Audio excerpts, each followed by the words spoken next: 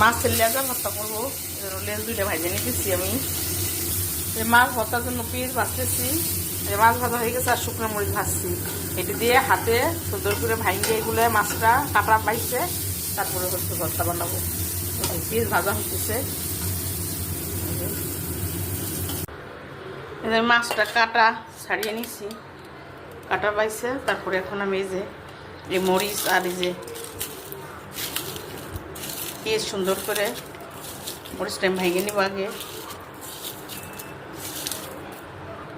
ইটা ভেঙে নিচ্ছি, ইটা পেঁয়াজ আর মরিচটা ভেঙে এখন এর মধ্যে দিয়ে দেবো একটু সরিষার তেল। একটু সরিষার তেল দিলে ভালো লাগবে খাইতে।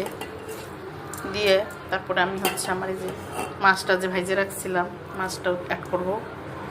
আমি মাছটা দিয়ে দিচ্ছি, দিয়ে এখন আমি ভালো করে হাত দিয়ে চটকাইয়ে ভর্তাটা বানিয়ে নিব।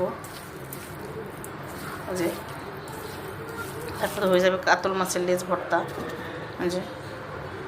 এই তো রেডি আমার মাছের লেজ ভর্তা হয়ে গেছে, সুন্দর হয়েছে ভর্তাটা, খেতেও তো খুব মজা। আমি তো খাইছি, একটু